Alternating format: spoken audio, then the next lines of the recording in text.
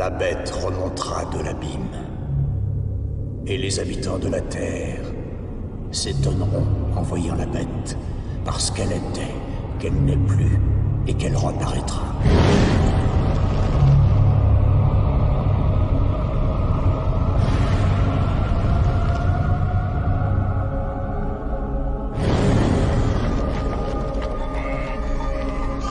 Pendant 5000 ans, j'ai lutté pour être entendu sur cette terre, mais seuls quelques-uns m'ont écouté.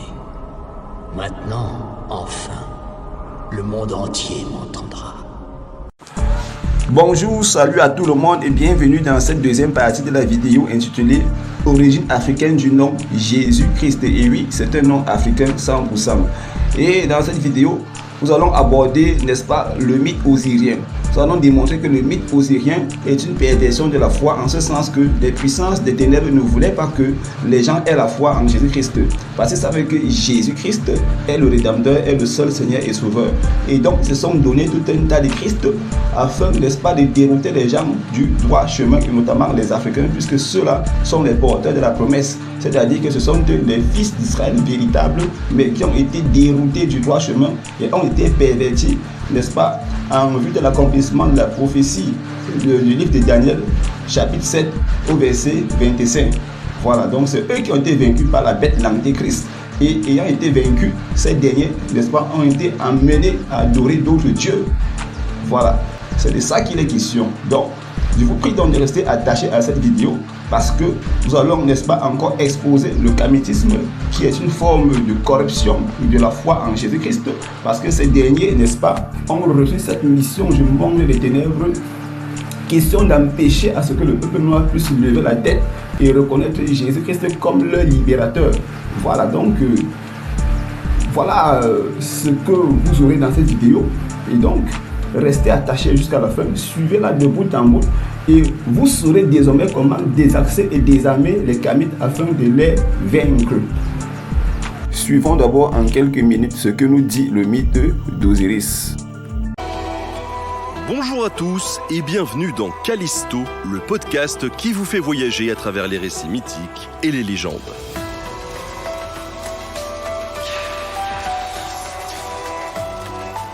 Aujourd'hui, je vous raconte l'histoire d'Osiris et de son terrible frère, Seth.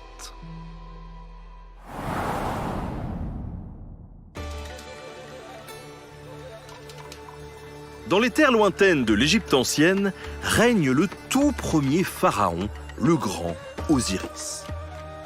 Avec l'aide de sa femme, Isis, et celle du dieu Thoth, il unissait les tribus nomades d'Égypte afin de leur enseigner l'art de l'agriculture et de l'écriture. Sous son règne, l'Égypte devint un véritable paradis terrestre, jouissant d'une prospérité et d'une harmonie sans pareille. Mais dans chaque histoire, il ne peut y avoir de terre aussi paradisiaque sans voir apparaître des ombres de mauvais augure. En Égypte, c'est Seth qui incarne ce mal. Jaloux de son frère Osiris, Seth le ténébreux nourrissait un plan maléfique pour faire disparaître le pharaon et s'emparer du trône. Pour ce faire, il organise un somptueux banquet où il invite Osiris, Isis et tous leurs confrères et consoeurs.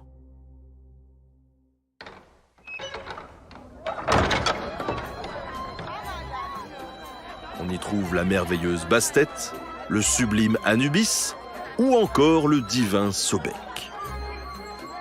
La fête bat son plein, le banquet est grandiose et chacun profite de ce festin royal. Au milieu de ces réjouissances, Seth prend la parole. Il présente un magnifique sarcophage et déclare haut et fort qu'il l'offrirait à celui qui entrerait parfaitement dedans.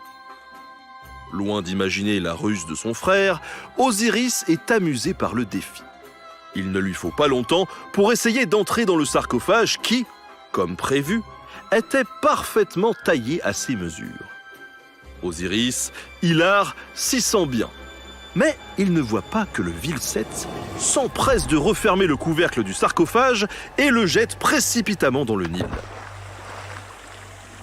Le pauvre Osiris, enfermé dans ce tour de passe-passe, ne peut s'enfuir et se noie dans les eaux du fleuve. Seth fanfaronne. Son plan machiavélique a fonctionné, au point qu'il en oublie de surveiller Isis, la femme d'Osiris, qui s'éclipse du banquet pour partir à la recherche de son tendre époux. Après quelques heures et l'aide de sa sœur Nephthys, elle découvre finalement le sarcophage et cache le corps d'Osiris dans le marais afin d'essayer de le ressusciter. Mais le terrible Seth apprend la nouvelle et découvre leur cachette. Fou de colère, il déchire le corps de son frère en 14 morceaux qu'il disperse à travers l'Égypte. Ainsi, il l'espère, plus rien ne pourra ramener Osiris à la vie. C'était sans compter sur l'amour d'Isis pour Osiris. L'amour pur, l'amour sincère, qui jamais ne faillit. Avec une détermination inébranlable, la déesse cherche et retrouve presque tous les morceaux de son époux. Tous, sauf un petit bout de peau, son pénis, qui a été avalé tout rond par un poisson. Malgré cette perte, Isis demande l'aide au grand Anubis pour l'aider à reconstruire Osiris et lui redonner la vie. Anubis use de toutes ses forces pour redonner un brin de vitalité à Osiris. Juste assez pour qu'ils conçoivent un enfant avec Isis. Et c'est ainsi que naquit leur fils, Horus. Osiris ne peut cependant pas survivre bien longtemps dans le monde des vivants. Ses blessures trop graves le condamnent à devenir souverain du royaume des morts. Mais Horus, lui, est bien vivant. Et il grandit dans les marais sans attirer l'attention de son oncle Seth, qui ne se doute de rien. Lorsqu'il devient adulte, Horus revendique le trône d'Égypte et défie son oncle. Un combat violent s'engage entre les deux hommes. Mais la force du jeune Horus prend le dessus et il terrasse son oncle. Alors qu'il est sur le point de tuer Seth, Isis intervient et implore son fils de l'épargner. Elle l'implore si fort qu'Horus ne la supporte plus. Il lui tranche la tête d'un geste malheureux. Le dieu Thoth, stupéfait par ce qui est en train de se passer, se précipite à la rescousse d'Isis et remplace sa tête par celle d'une vache pour lui rendre la vie. De son côté, Osiris promet une terrible menace si Horus n'est pas couronné pharaon. Il libérera les créatures les plus terrifiantes du fond du royaume des morts. Seth n'a plus le choix. Il capitule et Horus obtient ce qu'il méritait de droit. Son règne sera comme celui de son père.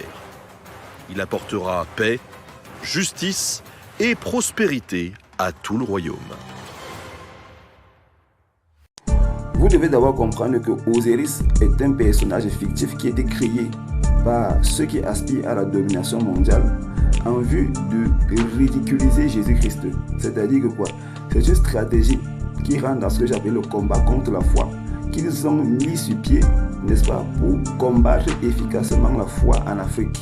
Parce qu'ils savent que le peuple africain est en réalité le peuple d'Israël.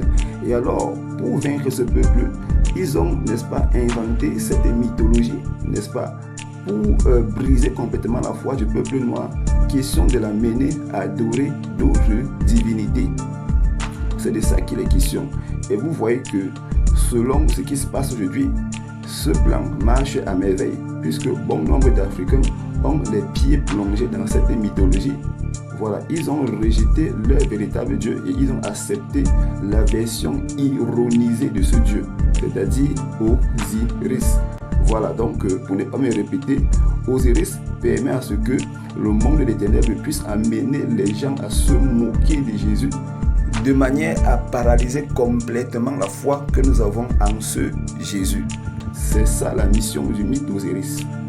Et la principale cible de ce mythe, c'est le peuple africain, puisque c'est eux, les Israélites, qui sont devenus à leur tour une ironisation des véritables Égyptiens, qui sont en captivité et qui seront libérés à la fin des temps par le véritable Jésus-Christ, qui a versé son sang pour nous à la croix.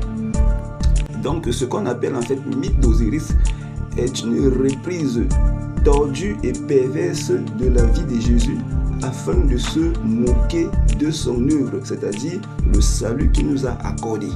C'est ça en fait le bon sens de la compréhension du mythe d'Osiris Donc c'est même pas un mythe initiatique, mais c'est juste comme une sorte de comédie qui était mise sur pied pour qu'on se moque de Jésus, pour qu'on le ridiculise et pour qu'on n'ait pas la foi en lui. Voilà, donc c'est de ça qu'il est question, voilà ce qu'il faut comprendre. Donc je fais l'effort de rentrer dans les détails pour que les Africains qui sont accrochés à ça comprennent qu'on est en train de se moquer d'eux. Les Kamites ne sont donc pas égyptiens, ce ne sont pas les vrais égyptiens, mais ils sont en fait la version ironisée de la véritable Égypte et des véritables égyptiens. C'est de ça qu'il est question. Donc, ce sont juste des égarés qu'on est en train d'emballer dans un système de perversion qu'ils ne comprennent pas. Voilà, donc il leur faut une délivrance au nom de Jésus. Maintenant, on passe à l'analyse du mythe osirien proprement dit. Et là, je vais vous faire ressortir les points qui vous prouvent que ce mythe a été fabriqué pour se moquer de Jésus. Donc, ce n'est même pas l'histoire de l'Égypte, mais c'est juste une ironisation de la vie de Jésus, de la vie du Dieu d'Israël en fait. Ici, vous avez d'abord Seth qui est jaloux de son frère Osiris, qui est puissant, qui est riche et qui gouverne l'Égypte et fait de l'Égypte un véritable paradis. Voilà, donc Seth décide donc d'en finir avec Osiris. Donc, ça, en fait, c'est une ironisation de ce que dit la Bible concernant les projets de Satan contre le Dieu biblique, contre Jésus. Concernant Satan, voilà donc ce que la Bible dit dans Ésaïe 14, je vais lire au verset 13. Tu disais en ton cœur, je monterai au ciel, j'élèverai mon trône au-dessus des étoiles de Dieu. Je m'assierai sur la montagne de l'assemblée, à l'extrémité du septentrion. Voilà ce qui cadre parfaitement avec les projets de Seth. Il avait pour but, n'est-ce pas, de renverser Osiris et de s'asseoir sur le trône de l'Égypte. Donc, c'est en fait ça, ce qu'il faut comprendre. Maintenant, suivez ce que nous dit la suite au verset 14. Je monterai sur le sommet des nuées, je serai semblable au très haut. Mais tu as été précipité dans le séjour des morts, dans les profondeurs de la fosse. Ici donc vous voyez clairement que le verset 14 nous montre les projets de Seth consistant à renverser Osiris et prendre sa place afin de gouverner l'Égypte. Le verset 15 nous dit que Satan était précipité dans la fosse, dans le séjour des morts. Et là il y a un mystère avec le mythe d'Osiris. C'est quoi? C'est que en fait Osiris et Seth c'est la même personne. Les deux sont une seule et même personne. Et c'est là que je vais montrer aux Kamites qu'eux-mêmes ne comprennent pas leur spiritualité et qu'ils ont besoin de délivrance parce qu'ils se font tromper par ces divinités qui sont en réalité des démons. Donc, il faut une délivrance spéciale pour l'Afrique. Au nom puissant de Jésus-Christ. Parce que ces gars ont empoisonné l'Afrique avec leurs divinités, leurs démons, leurs esprits maléfiques qui passent le temps à invoquer et qui présentent comme étant les dieux de l'Afrique. Deuxièmement, comment Seth va s'y prendre pour réaliser ses plans consistant à prendre le trône d'Égypte? Voilà, il va organiser un somptueux banquet qui était en fait le moyen par lequel il devait piéger Osiris. Alors, il a coffré celui-ci dans un magnifique coffre qu'il a eu à fabriquer. L'ayant fait, il a fini par jeter le coffre dans le Nil, qui sera retrouvé plus tard par Isis. Alors, ce comportement de Seth à l'égard d'Osiris est exactement ce qui se passe dans la Bible concernant le comportement de Satan à l'égard de Jésus. C'est-à-dire que, comme je l'ai dit, c'est juste une ironisation, ce mythe-là. Alors, dans la Bible, Satan a monté un coup afin de faire crucifier Jésus. Donc, voilà en fait ce qu'il faut comprendre. Vous voyez ici que dans la Bible, le diable a un projet. Dans Matthieu chapitre 4, versets 8 à 10. Il dit à Jésus de se prosterner devant lui et de l'adorer. Ça veut dire que quoi? Il voulait renverser Jésus de son trône afin de devenir le Dieu de Jésus. C'est la même chose que Seth veut faire dans le mythe d'Osiris. Donc c'est la même chose. Dans le livre de Luc chapitre 22, vous voyez que Judas livre Jésus aux principaux sacrificateurs et les scribes. Voilà donc qui est derrière ça? C'est Satan. Lisons la suite, vous verrez.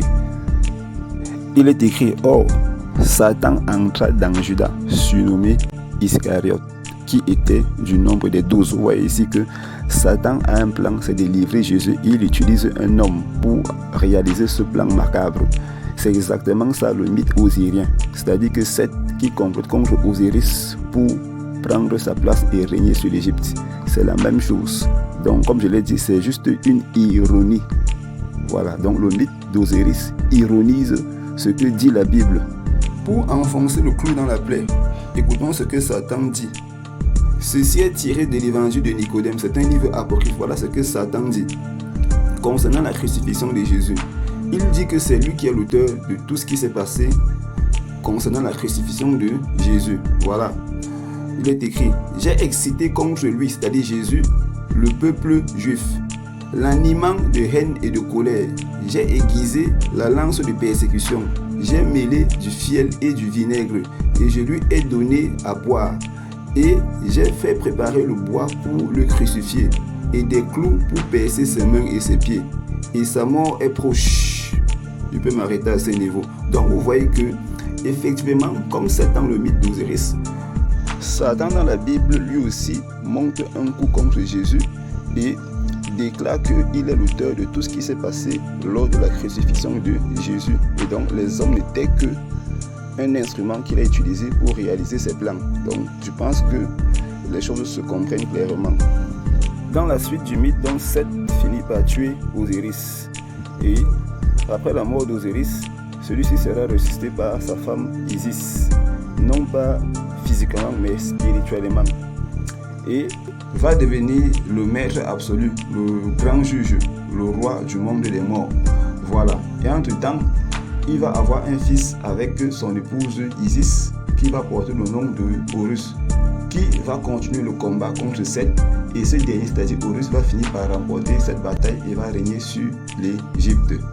Ici, il y a 3 éléments importants à noter.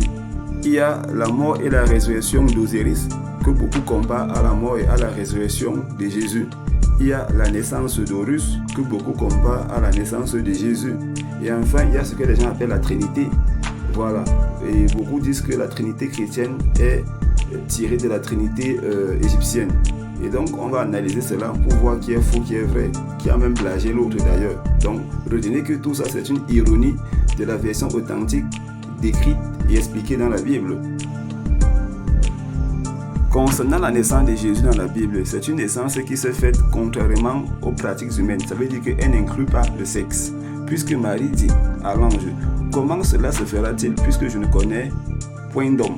Et donc le Saint-Esprit qui descend sur Marie n'a rien à voir avec la passion et les désirs humains qu'on ressent lorsqu'on va avec une femme au lit. Donc la naissance de Jésus s'est faite contrairement à toutes ces choses. Je vais approfondir les choses en allant dans le livre de Joseph le Charpentier. En fait, c'est l'histoire de Joseph le Charpentier. Jésus explique dans ce livre que en fait, concernant la grossesse de Marie, il est venu lui-même, Jésus, de sa propre volonté, habiter dans le corps de Marie. Et selon ce qu'il dit plus tard, c'est quelque chose qu'aucun humain ne peut comprendre. Il n'y a que lui seul qui peut comprendre ça. Voilà.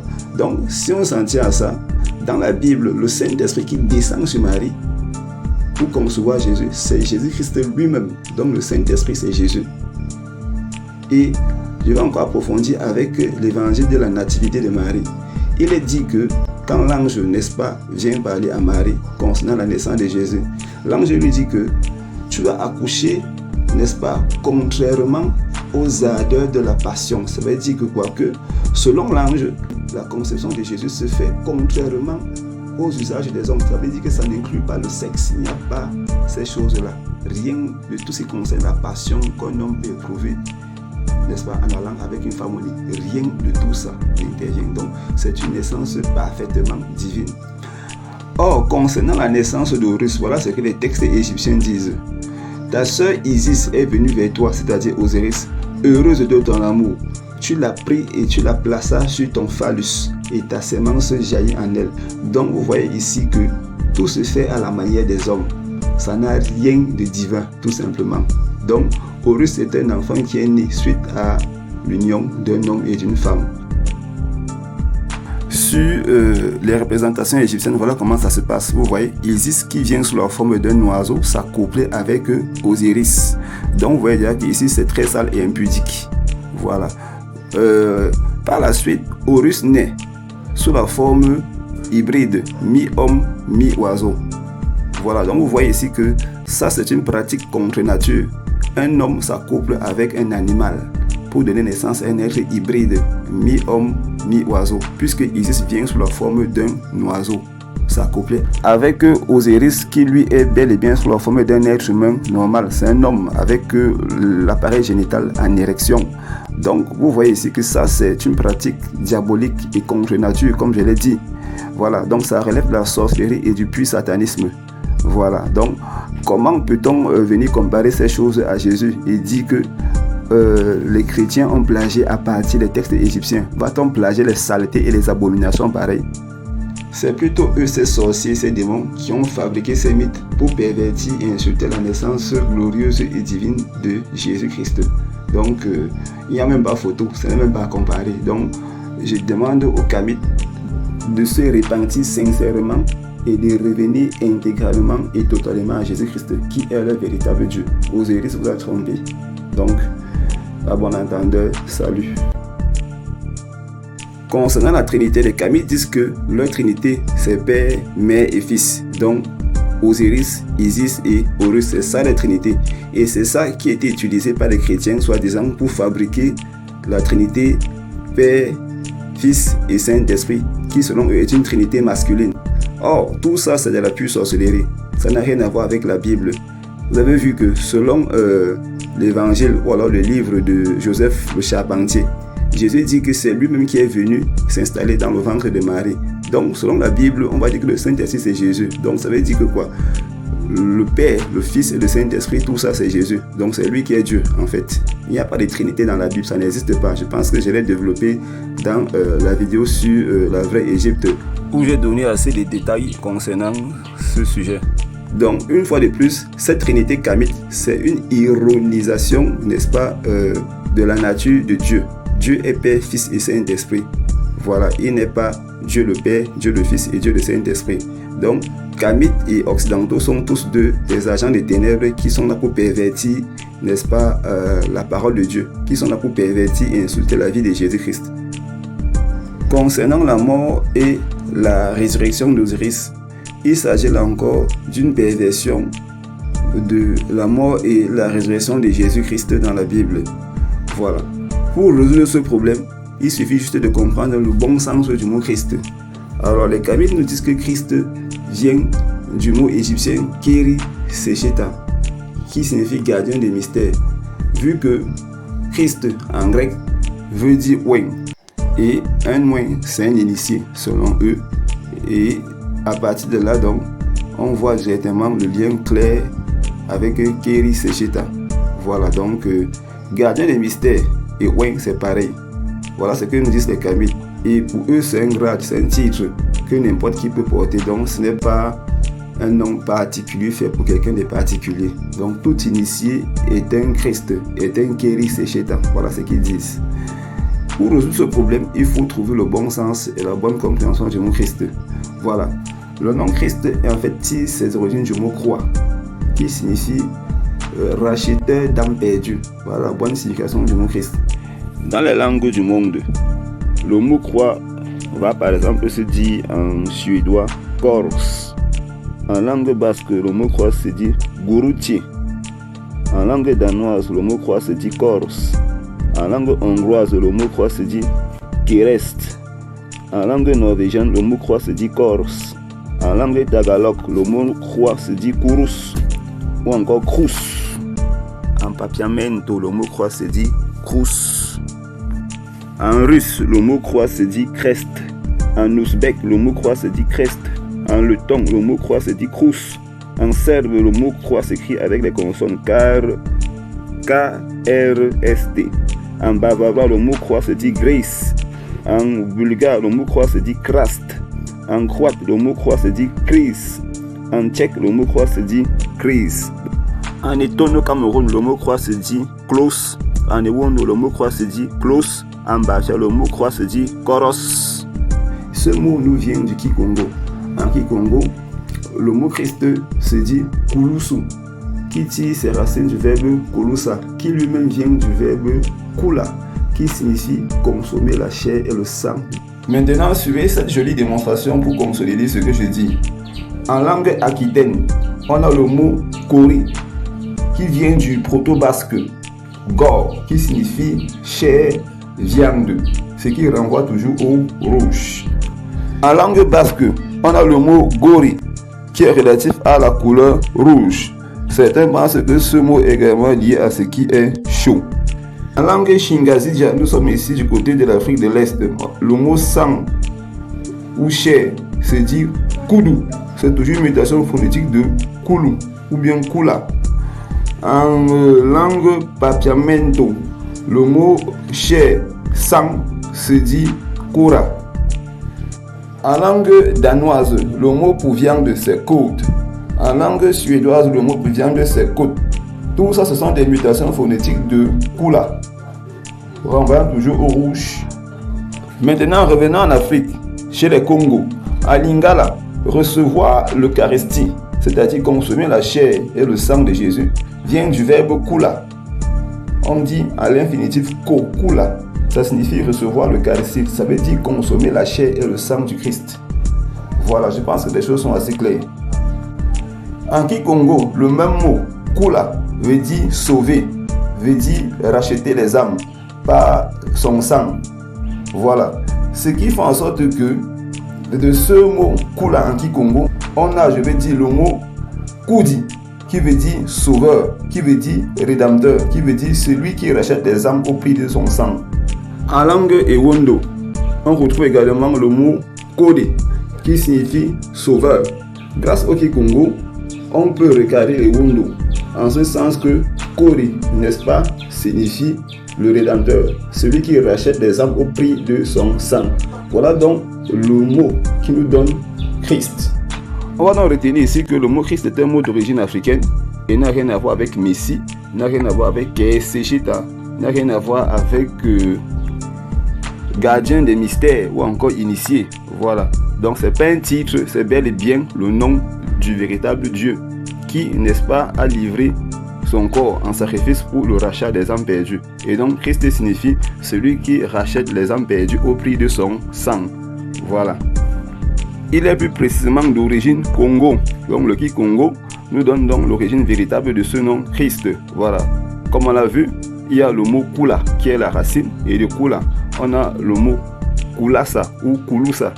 Voilà. Et à partir de là, on a Kulusi ou Kulusu qui donne le rédempteur, celui qui rachète les âmes perdues au prix de son sang. Alors quand on parle du sang de Jésus en Kikongo, c'est le mot Makula qu'on va utiliser, que les sorciers ont appelé le rouge sacré, ne voulant pas qu'on dise qu'il s'agit de Jésus-Christ. Vous voyez donc que Christ et Keseshita, c'est pas la même chose. Christ ne se décompose pas, tandis que Keseshita se décompose. On a Ke suivi de Seshita. Pour vous amener à comprendre la profondeur de ce que je veux dire, suivez à présent cette petite vidéo. Salut tout le monde. Aujourd'hui dans ce nouvel épisode de notre série Une divinité en 2 minutes, nous allons parler d'une déesse égyptienne assez méconnue, Séchat. Son nom signifie celle qui écrit ou celle qui est scribe. Elle est dans l'Égypte ancienne la maîtresse de l'écriture et la protectrice des scribes. C'est pourquoi elle est logiquement associée au dieu Thoth, le dieu de l'écriture, du savoir et de la sagesse. D'ailleurs, elle est parfois considérée comme son épouse, mais aussi comme sa sœur. Dès l'Ancien Empire, Séchat est représentée en une femme portant une robe étoilée en peau de léopard. Elle porte également une couronne assez mystérieuse, composée d'une fleur ou plutôt d'une étoile à 7 branches, entourée de serpents ou de cornes renversées. Celle-ci pourrait symboliser l'écriture ou encore l'astronomie avec la représentation d'une étoile. Dans ses mains, elle tient un bâton de palmier représentant le passage des années. Sur de nombreuses représentations de la déesse, on la retrouve assise en train d'écrire avec une palette et un calame, qui est une sorte de pinceau en roseau permettant d'écrire. Elle est également la dame des livres et la maîtresse des bibliothèques. C'est elle qui veille sur les registres, la comptabilité et les ouvrages du pharaon et des divinités. C'est pourquoi elle est également connue sous le titre de celle qui est la première dans la maison des livres. Au fur et à mesure du temps, Séchat devient la déesse de l'astronomie, de l'architecture et des mathématiques. En tant que maîtresse des constructeurs, elle aide le roi à gérer ses différents projets d'architecture en mesurant, en délimitant et en définissant l'orientation des temples. Dans la cité du dieu Thoth à Hermopolis, elle est adorée comme son épouse. Mais ailleurs, c'est une déesse peu vénérée, elle n'a pas de propre temple ni de culte. Néanmoins, en raison de l'importance de l'écriture et de son rôle pour les Égyptiens, Séchat est souvent représentée dans les temples dédiés à d'autres dieux et déesses. C'est le cas par exemple du temple de Luxor, du temple d'Edfu, consacré à Horus, ou encore celui de la déesse Hathor à Dendera. C'est terminé pour cette nouvelle divinité. À base donc de cette vidéo, je vais clairement expliquer ce qu'on entend par Keseshita. En fait, le premier mot Ke, c'est un mot qui vient directement du mot cure en français, qui en retour vient du latin cura, qui signifie soin, surveillance. Et aujourd'hui, le mot est beaucoup plus utilisé dans le cadre de la médecine, mais à l'origine, ça a bien le sens de soin, surveillance, garde, etc. Donc voilà en fait ce qui concerne le mot cura. Et dans les différentes langues occidentales, on va voir comment ça se dit. Voilà. En Belgique, en langue wallon, on a cure qui signifie garder, surveiller, prendre soin. En italien, on a cura. En espagnol, on a cura. Tout ça, ça veut dire traiter, garder, prendre soin, surveiller. En allemand, on a cure. En langue néerlandaise, on a encore cure. Tout ceci est lié à l'anglais care. Voilà, qui signifie traiter, prendre soin, garder, surveiller. Donc, voilà l'explication du mot care. Quant au mot séchat, ce mot signifie dans les langues occidentales document, livre, cahier, fascicule, dossier, etc. Bref, comme la vidéo a dit, c'est la dame des livres. Donc la déesse Séchat, c'est la dame des livres. Voilà pourquoi ce mot Séchat signifie dans le langage occidental livre, document, dossier, etc. En fait, en slovaque, on a sozit. En polonais, on a sezit. En tchèque, on a sezit. Et en chinois, on a saisi. Tout ça signifie livre, cahier, document, dossier et tout ce qui peut faire référence à là où on écrit en fait. Donc voilà le nom de cette divinité qui s'explique clairement avec le langage occidental. Keseshita peut donc se traduire par celui qui garde les livres, celui qui garde les cahiers, celui qui veille sur les cahiers, celui qui veille sur les dossiers, les documents. Ça peut renvoyer à quelqu'un qui travaille dans une bibliothèque, dans une librairie, dans une papeterie. Ça peut renvoyer même à un secrétaire, etc., etc. Donc, au fond, ça n'a rien de particulier, ça n'a rien de mystérieux, ça n'a rien de ce qui peut renvoyer à un initié. On va donc retenir que Keseshita renvoie à toute personne, n'est-ce pas, ayant besoin de recevoir ou de transmettre le savoir au travers d'un document qu'il a soin de garder et de préserver. Voilà, donc ça peut premièrement renvoyer à un élève, un écolier ou un étudiant. En ce sens que ceux-ci ont le devoir et l'obligation de veiller sur leur documentation qui sont le moyen par lequel ils reçoivent la connaissance. Voilà. Parce qu'il faut lire et étudier. Voilà, ça demande à garder ces documents. Donc à être un Keseshita. Ça peut aussi renvoyer à un enseignant, à un éducateur, à un parent. En ce sens que ceux-ci ont le devoir et l'obligation de veiller sur la documentation qu'ils ont et qui leur permet de transmettre le savoir. Un parent d'élève a le devoir de veiller sur la documentation de son enfant pour savoir si celui-ci prend bien les notes à l'école. C'est de ça que les questions. Donc, ça n'a rien à voir avec une sorte d'initié, un gardien de mystère. Ça, c'est eux qui ont déformé les choses pour valoriser leurs mensonges afin de dénigrer la foi en Jésus-Christ. Keseshita peut aussi désigner la police d'une bibliothèque, d'une librairie, en ce sens que ceux-là ont le devoir et l'obligation de veiller sur la documentation des livres contenus dans la dite bibliothèque ou bien dans la dite librairie. Donc, quand les textes égyptiens disent que nous devons manger la chair et le sang d'Osiris, ça en réalité c'est un rituel satanique qui se passe dans les confréries. C'est-à-dire que lorsqu'il y a un nouvel initié, celui-ci doit apporter une victime, c'est-à-dire quelqu'un qui l'a tué et qui présente à Satan comme son sacrifice, et il doit consommer sa chair et son sang. Ou alors, qu'est-ce qui se passe? Là-bas, on lui donne la chair et le sang humain qu'il doit consommer pour marquer et sceller son engagement à servir le grand maître, comme on l'appelle là-bas, c'est-à-dire le diable Lucifer. Osiris, donc ici, renvoie à toute personne victime des sacrifices humains, c'est-à-dire une personne qu'on a kidnappée, qu'on a, n'est-ce pas, détournée, volée, comme les bébés, n'est-ce pas, pour ensuite être présenté au diable comme un sacrifice marquant, n'est-ce pas, l'engagement de celui qui sacrifie à servir le royaume des ténèbres. Voilà, donc, voilà en fait ce qu'il faut comprendre dans ces choses-là. Donc, ce sont juste des manipulations que ces gars ont fait pour pervertir le sacrifice que Jésus-Christ a offert à l'humanité afin que nous soyons libérés du péché, c'est tout. Donc, pour ne pas trop bavarder, retenez que Osiris, n'est-ce pas, c'est un bébé, une personne qu'on a sacrifiée au diable pour, n'est-ce pas, permettre à cette personne qui sacrifie d'augmenter ses pouvoirs dans sa loge, dans sa confrérie initiatique. Voilà en fait ce qu'il faut comprendre derrière ça. Jésus-Christ n'est donc pas un Keïseshita, un initié, le gardien d'un mystère ou quoi que ce soit. Non, il est le mystère divin lui-même. Il est le mystère divin. Voilà, selon le livre de Colossiens chapitre 2. Jésus-Christ n'est donc pas un Keïseshita, c'est-à-dire un initié. S'il vous plaît, arrêtez vos abominations. Mais il est le mystère dans lequel sont cachés tous les trésors de la science et de la connaissance. C'est écrit dans le livre de Colossiens chapitre 2, verset 3 à 4. Vous pouvez lire tout le verset qui s'affiche à l'écran. Donc, il n'y a même pas photo. Ne comparez plus cette bêtise appelée Osiris à notre Seigneur Jésus-Christ qui est le véritable Dieu et la vie éternelle qui s'est donné en rançon pour nous. Osiris meurt et ressuscite et par la suite il est établi chef du royaume des morts. Mais la question qu'il faut se poser avant lui, qui était le chef de ce royaume des morts. Donc, vous allez voir que Osiris c'est Satan, puisque dans la mythologie grecque, il y a le dieu Hadès qui est le chef du royaume des morts. C'est le dieu des enfers en fait. C'est de ça qu'il est question. Donc, ça veut dire ici que Osiris c'est Hadès, c'est la même personne. Dans la Bible, il est dit que Jésus est mort et ressuscité. Voilà, il est allé en enfer, délivrer ceux qui étaient sous l'emprise des ténèbres là-bas. C'est de ça qu'il est question. Or, l'enfer ici, c'est le royaume des morts.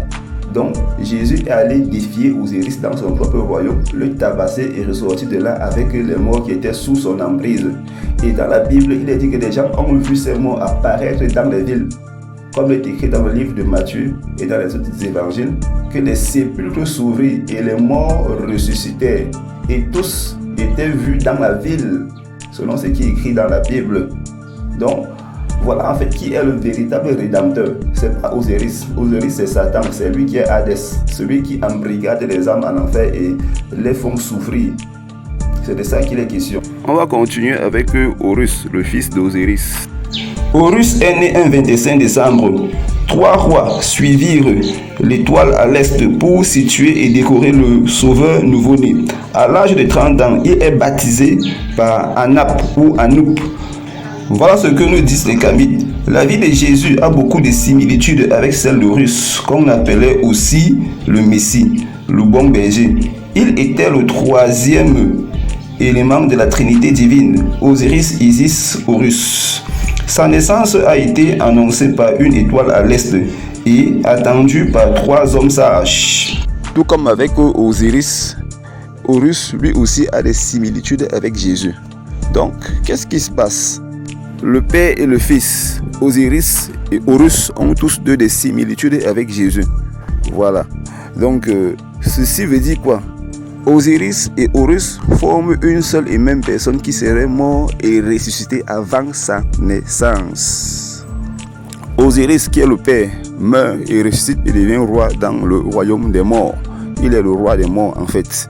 Tandis que Horus, qui est le Fils, né un 25 décembre, il est visité par 3 sages et sa naissance est annoncée par une étoile dans le ciel du côté de l'Est. En réalité, qu'est-ce qu'ils ont fait ces sorciers qui ont produit ce mythe? Ils ont pris la vie de Jésus, qu'ils ont découpé et ensuite ils ont inversé la vie de Jésus, c'est-à-dire qu'ils ont pris le début, ils ont mis à la fin, ils ont pris la fin, ils ont mis au début. Après, ils ont tordu la vie de Jésus pour fabriquer ces 2 personnages diaboliques appelés Osiris et Horus. Parlant de la naissance de Horus, voilà ce que nous disent les textes des pyramides. Ta sœur Isis est venue vers toi, heureuse de ton amour, tu l'as pris et la plaça sur ton phallus, et ta semence jaillit en elle. D'après ce texte, vous voyez que la naissance de Horus est le fruit d'un rapport sexuel véritable entre Osiris et Isis, puisque ça va jusqu'à nous décrire ce qui se passe, c'est-à-dire parlant de la pénétration. Tu l'as pris et la plaça sur ton phallus et ta semence jaillit en elle. Donc là, on nous décrit la pénétration qui se passe lors du rapport sexuel. Voilà donc la différence entre Horus et Jésus de la Bible. Dans la Bible, vous voyez qu'il n'y a aucun détail à ce sujet parlant d'un rapport sexuel qui se serait produit. Voilà, donc voilà le premier détail à noter. Voilà. Vous voyez donc que la naissance de Horus n'est pas divine. Elle est humaine ou alors elle est faite à la manière des hommes ou à la manière des animaux. Voilà, parce que c'est dans ce règne que l'homme va vers la femme pour avoir un enfant. Ou alors le mâle va vers la femelle pour avoir un enfant, un rejeton. Voilà. Quand vous voyez les images qui expliquent comment est-ce que ce rapport sexuel se passe, vous voyez que Isis vient vers Osiris sous la forme d'un oiseau, ce qui renvoie à un acte satanique et contre nature qu'on appelle la zoophilie, c'est-à-dire le rapport sexuel entre un animal et un être humain. Or, la Bible, que les Kamites disent être un plagiat de leur texte, condamne fermement ce que leur Dieu pratique, c'est-à-dire la zoophilie. Comme vous voyez écrit dans Exode 22, verset 19, quiconque couche avec une bête sera puni de mort. Dans Lévitique 20, verset 16, il est dit là que si une femme couche avec une bête, la bête et la femme seront tous deux punis de mort. Tous deux seront mis à mort, c'est clair. Donc, Horus n'est pas l'enfant divin, c'est l'enfant de la zoophilie. Parce que son père et sa mère, n'est-ce pas, sont des êtres à abattre, parce que ce sont des maudits. Puisque c'est pas étonnant, Isis, sous forme d'oiseau, voilà, couche avec Osiris, et l'enfant qui naît à la tête d'un oiseau entre nous, il est mi-homme, mi-oiseau, ce qui justifie bien que l'acte qui était posé, c'est la zoophilie. L'acte qui était posé émane d'un être humain et d'un animal. Donc la naissance de Horus est purement satanique, ça n'a rien de divin. Quand vous entrez dans la Bible, Jésus n'est pas né un 25 décembre, il n'est pas un Romain. Donc c'est clair. Mais le Jésus de l'église catholique, lui il est né un 25 décembre.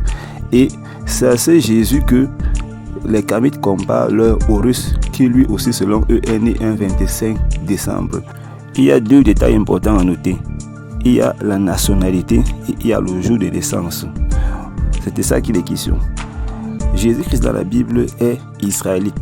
Il est de la race des Hébreux. Voilà. Et il n'est pas né un 25 décembre.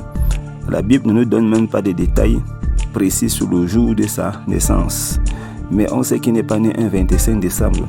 Ça n'existe pas dans le calendrier hébraïque. Il n'y a pas de décembre chez les Hébreux.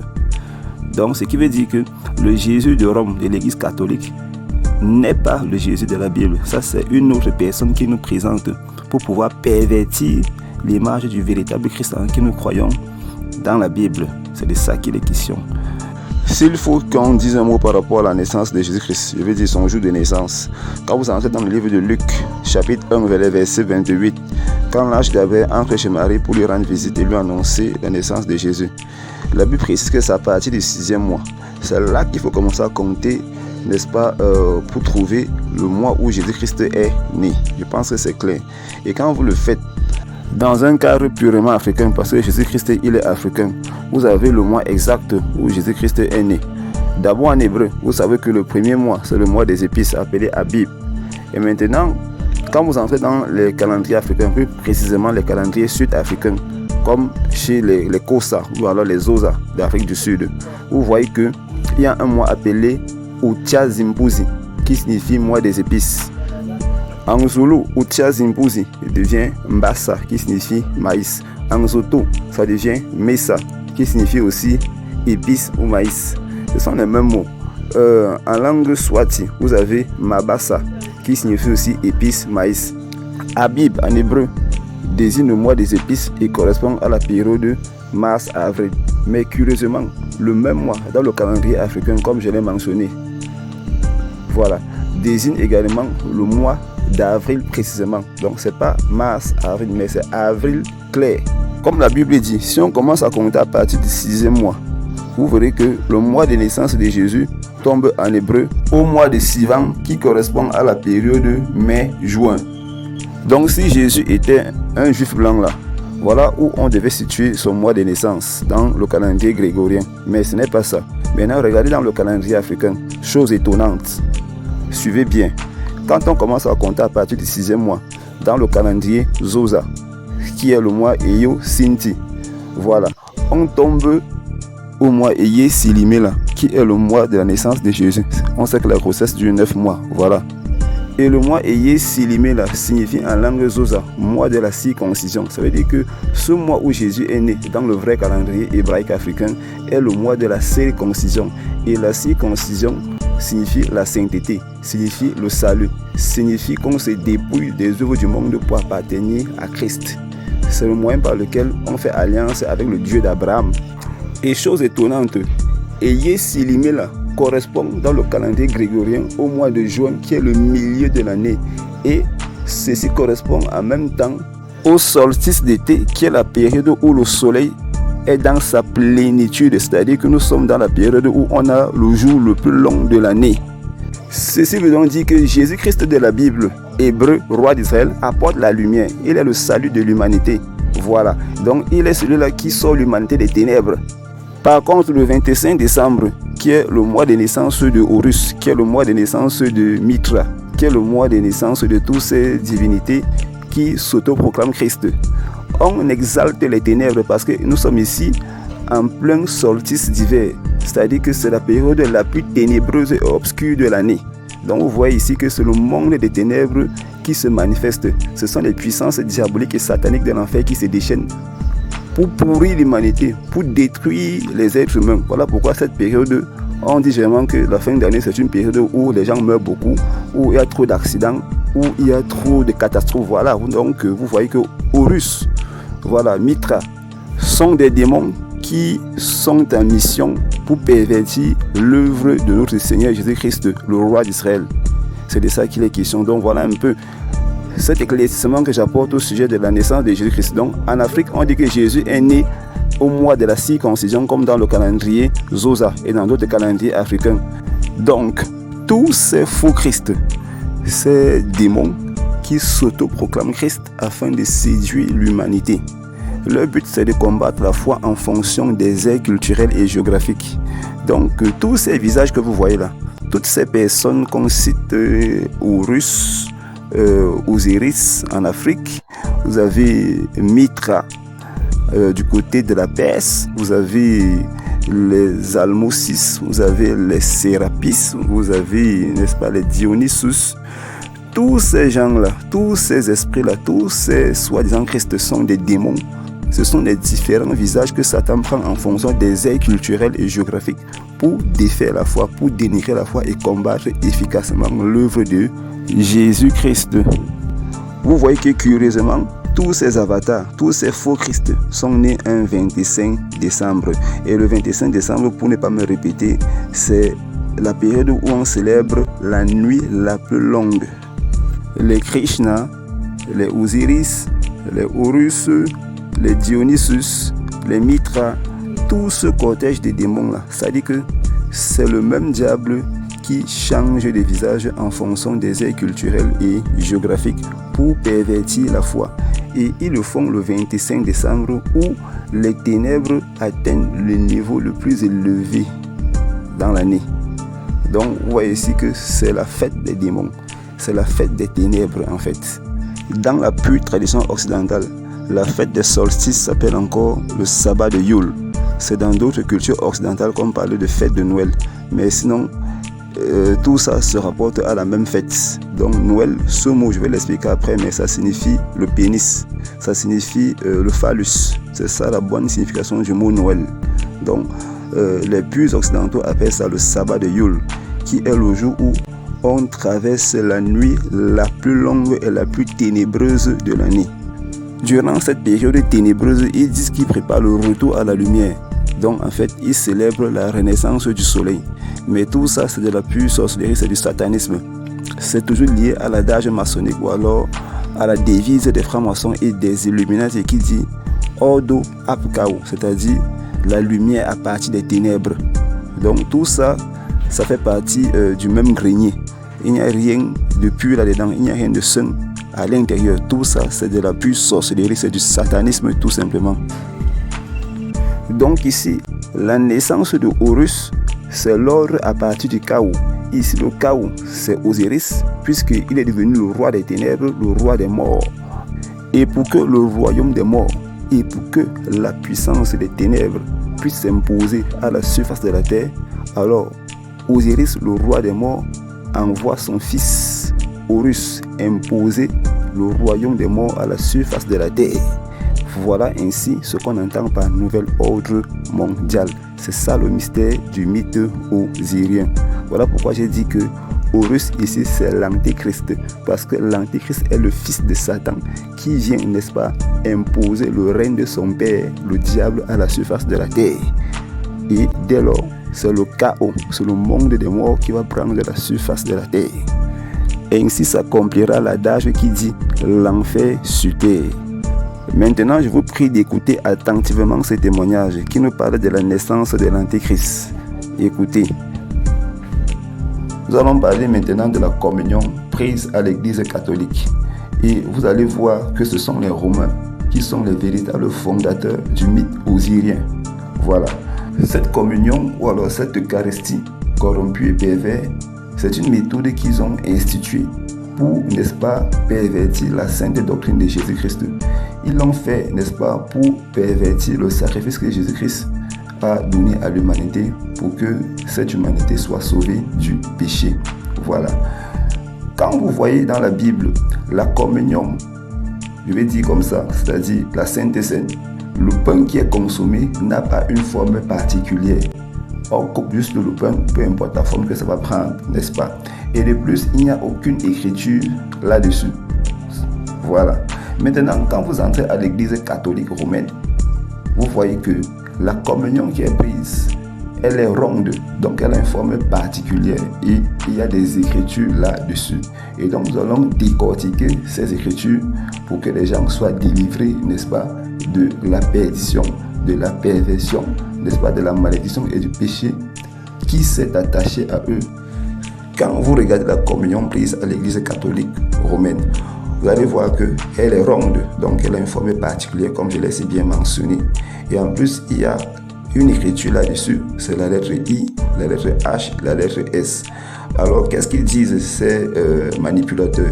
Ils disent qu'il s'agit des 3 premières lettres du nom de Jésus, en latin ou en grec. Donc, il y a le I, il y a le H, il y a le S, voilà. Et ils disent donc que ce nom IHS, c'est Jésus. Et selon l'interprétation latine, on va dire que I, c'est Jesus, donc Jésus. Le H, c'est hominum, c'est-à-dire humanité. Et le S, c'est Salvator, c'est-à-dire sauveur. Donc pour eux, ça veut dire Jésus, sauveur des hommes. C'est ce qu'ils disent donc à ceux qui n'ont pas les yeux ouverts pour bien comprendre le mystère qui est caché derrière ces écritures et la forme de leur communion. Voilà. Notez bien qu'on dit communion, c'est-à-dire qu'on communie avec quelque chose ou alors avec une entité. En fait, cette communion catholique résume le mythe osirien. Ça résume ce que certains appellent la passion d'Osiris en fait, qui est le Christ, parce qu'ils estiment que c'est ce Osiris qui est le vrai Christ. Voilà. Le Idon renvoie à Isis. Voilà. Le S renvoie à Seth. Et en fait, le H renvoie à Horus. Maintenant, la forme de la communion qui est ronde renvoie à la première lettre du nom Osiris. Donc, en fait, la communion en elle-même, c'est Osiris. Voilà pourquoi j'ai dit que cette communion catholique romaine est, n'est-ce pas, une manière de représenter l'ensemble du mythe osirien. Donc, ça regorge tous les mystères du mythe d'Osiris. Et donc, en réalité, à l'église catholique romaine, quand vous consommez la communion, ça veut dire que vous êtes en train de consommer la chair et le sang d'Osiris. C'est de ça qu'il est question, voilà ce qu'il faut comprendre. Alors, qu'est-ce qui se passe? Il y a Seth, qui est celui-là même qui tue Osiris et verse de son sang. Et ensuite, qu'est-ce qu'il fait? Il découpe Osiris et il disperse les membres de ces derniers dans toute l'Égypte. Ensuite, il y a Isis, voilà, qui intervient pour, n'est-ce pas, rassembler les membres du corps d'Osiris. C'est le phallus qu'elle ne retrouve pas. Et elle fabrique un phallus avec lequel elle réussit à s'accoupler avec Osiris pour faire paraître enfin Horus. C'est de ça qu'il est question. Donc voilà, en fait, ce qu'il faut comprendre dans cette communion, dite communion catholique, ça n'a rien à voir avec Jésus-Christ, mais elle est plutôt en train de pervertir l'œuvre de Jésus. Alors, qu'est-ce qui se passe quand le prêtre dit à l'église catholique: venez boire le sang de Jésus? En réalité, vous êtes en train de consommer le sang d'Osiris. Et c'est un acte par lequel vous vendez votre âme au diable. Voilà, parce que le sang d'Osiris, c'est le sang qui souille l'humanité et apporte la mort. Et quand vous consommez la chair, soi-disant la chair du Christ à l'église catholique, en réalité, vous acceptez faire partie du royaume des morts d'Osiris. Donc désormais, vous êtes un mort. Voilà ce qui se passe dans cette communion. Non, n'essaye pas de parler.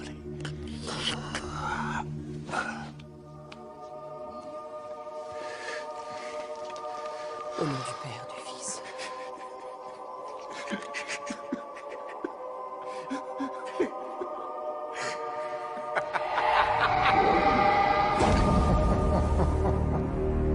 Speculosa pane,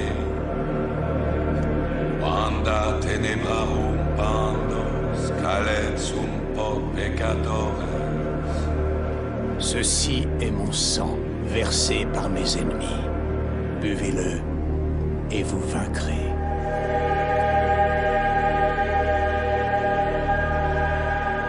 Ceci... Speculosa pane, quanda tenebrarum pandos, calet sum po peccatores. Ceci est mon sang versé par mes ennemis. Buvez-le et vous vaincrez.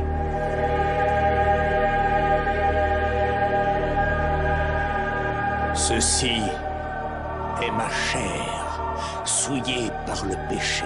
Mangez-la et vous me rejoindrez dans mon nouveau royaume.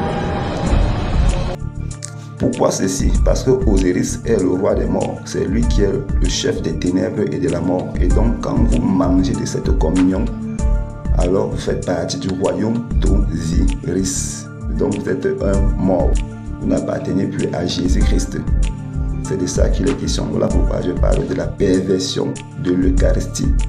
Étant donné que Osiris est le dieu des morts, le dieu des ténèbres et de l'obscurité, alors l'adage maçonnique dit que celui qui vit dans les ténèbres régnera dans le monde entier.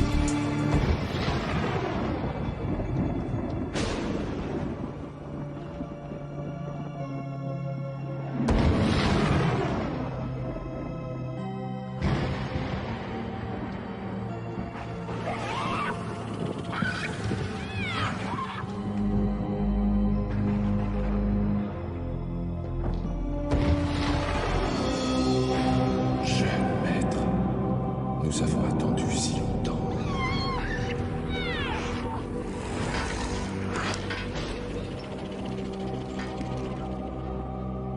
Bénissez-moi, afin que je puisse vous servir dans cette quête, notre quête. Donnez-moi la force de propager votre message sur toute la terre.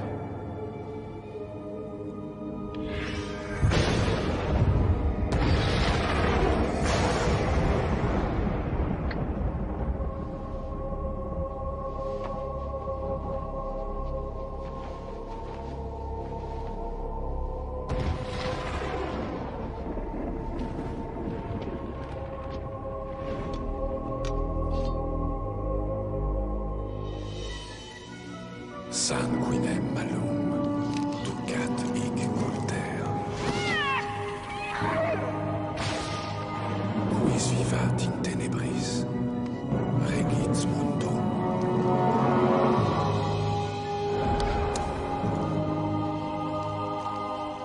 Celui qui vit dans les ténèbres régnera sur le monde. Tomos, héros.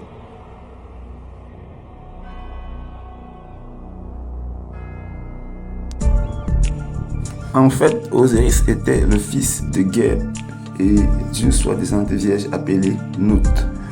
Donc, il faut bien comprendre, n'est-ce pas, le mythe d'Osiris également à partir du sens et de la bonne compréhension de qui sont Geb et Nout. En réalité, Geb, quand vous cherchez sur le net, on va vous dire que Geb c'est la terre, ou alors le globe terrestre, mais en réalité ce n'est pas ça. Geb veut dire l'enfer, ou alors le monde infernal. Geb veut dire le royaume des morts. C'est de ça qu'il est question. Je vais vous donner, n'est-ce pas, en fonction des langues, la bonne compréhension du mot Geb. Voilà. Donc, quand vous parcourez les langues, Geb peut signifier tombe, tombeau, caveau, cercueil. abîme, puis de l'abîme ou alors profondeur de la terre, c'est-à-dire les entrailles de la terre. Tout ceci renvoie à la mort, aux ténèbres et aux démons, etc. Donc, dans le sens de la mythologie osirienne, Geb veut dire l'enfer ou alors le monde des morts. C'est de ça qu'il est question. Tandis que Nut, la soi-disant Vierge, veut dire en même temps nuit, ténèbres et nudité. Dans le langage africain comme dans le langage occidental, parce que en fait, ça désigne un corps sans vêtements. Voilà en fait la bonne compréhension de qui sont les parents de Osiris. En fait, ce Geb est considéré comme le premier roi des Égyptiens et celui-ci a donné son trône à son fils aîné Osiris qui devait régner à sa place. Et ce dernier, c'est-à-dire Osiris, était considéré comme le tout premier pharaon des Égyptiens. Mais ce dernier fut jalousé par son frère Seth à cause de sa gloire, de sa grandeur et de sa prospérité qu'il apportait en Égypte. Et donc, Seth a jalousé Osiris et a fini par le tuer. Et empêcha ainsi Osiris de réaliser sa mission. Voilà. Maintenant, Osiris, qu'est-ce qui va se passer? Il sera ressuscité par sa sœur, n'est-ce pas, Isis. Et grâce à cette résurrection, ils vont avoir un enfant appelé Horus. Et Horus est celui-là qui va venir, n'est-ce pas, permettre, n'est-ce pas, de faire ressurgir le royaume d'Osiris, qui est devenu le roi des morts, le dieu des ténèbres et de l'enfer. Et donc, la mission de Horus était donc de faire réapparaître le royaume d'Osiris, son père, afin de l'imposer et le faire perpétrer, n'est-ce pas, en Égypte. En fait, ce mythe osirien, tel que vous le voyez, est basé, comme je l'ai dit, sur la devise maçonnique Ordo ab Chaos.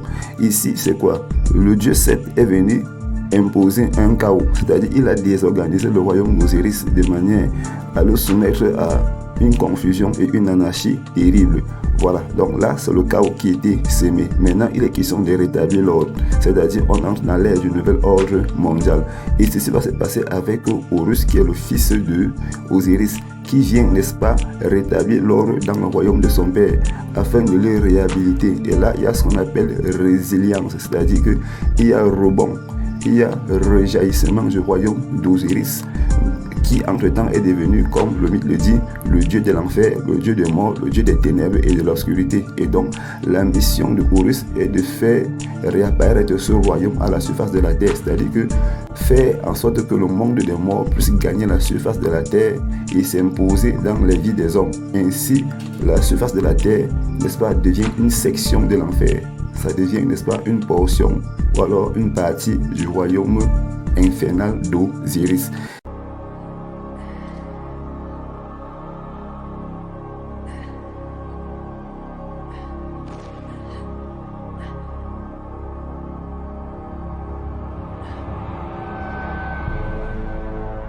Surprise.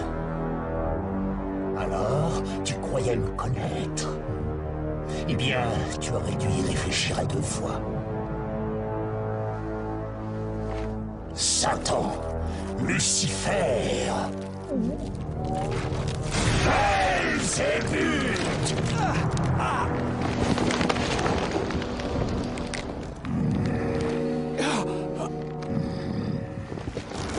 J'ai traversé des siècles d'histoire sous de bien nombreux noms, et cette fois, j'ai emprunté le tien. Ton frère n'était qu'une simple enveloppe charnelle, une marionnette que j'ai manipulée pour préparer la terre à mon avènement.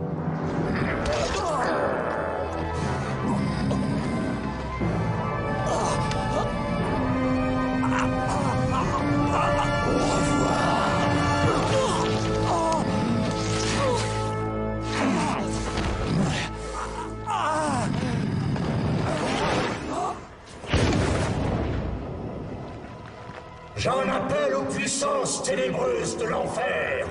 Levez-vous, force du royaume des ombres. Levez-vous et détruisez tous ceux qui s'y dresseront contre vous. Levez-vous, c'est moi votre Seigneur qui vous l'ordonne.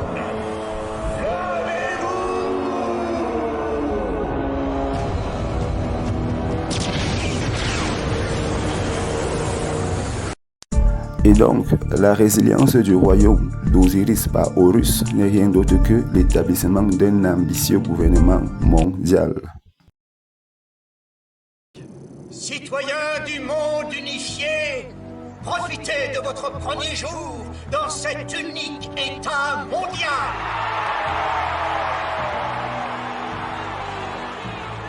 Une monnaie unique, une même langue pour tous, un idéal commun, se battre avec force chaque jour pour rendre la vie de tous les hommes meilleure et meilleure encore. Moi, un dictateur? Oh oui, je sais que certains d'entre vous le pensent, et je connais l'origine de leur peur. Et je peux vous dire une troisième chose. On ira ensemble vers ce nouvel ordre mondial. Et personne, je dis bien, personne ne pourra s'y opposer. Car à travers le monde, les forces au service du changement... Nous sommes à la fin de cette vidéo et ce qu'on va retenir, c'est quoi? Le mythe d'Osiris est un mythe, n'est-ce pas, qui regorge les mystères les plus profonds de Satan. Voilà. L'élément clé ici, c'est le nouvel ordre mondial. Parce que ce mythe nous relate comment est-ce que le nouvel ordre mondial doit être mis en place par les puissances des ténèbres. Voilà. Et ceci se fait sous la caricature et l'ironisation de la vie de Jésus-Christ. C'est de ça qu'il est question. Ce qui fait que ce mythe a deux objectifs.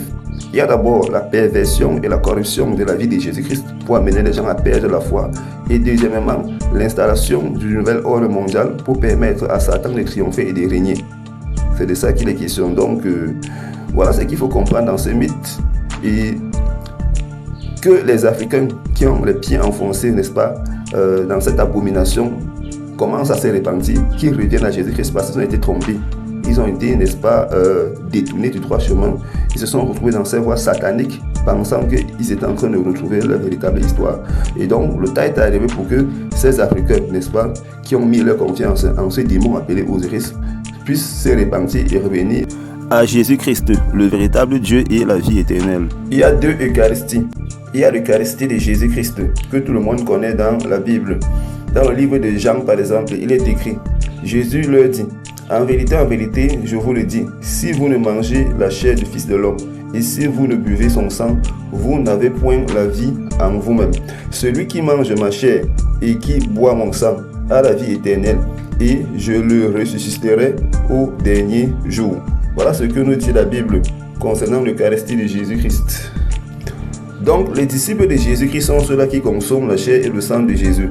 Voilà, tout le monde connaît la Sainte Seine, comment est-ce que Jésus-Christ a pris le vin et le pain pour symboliser, n'est-ce pas, son corps et son sang. Donc voilà en fait ce que nous connaissons et qui est authentique et vrai. Maintenant, il y a l'Eucharistie osirienne, c'est-à-dire le soi-disant sacrifice d'Osiris. Voilà, on peut lire dans la pyramide d'Ounas ceci. Bois, ceci est le propre sang d'Osiris. Mange, ceci est sa chair. Et donc voilà l'Eucharistie osirienne. Vous savez que le faux ne peut triompher que si et seulement si le vrai est effacé. Pour que le faux puisse dominer, il faudrait que le vrai soit effacé. Et donc, qu'est-ce qui se passe? Les puissants des ténèbres ont perverti et corrompu l'histoire de Jésus-Christ pour valider le sacrifice d'Osiris et faire de ce démon le sauveur du monde. C'est de ça qu'il est question. Voilà ce que vous devez comprendre.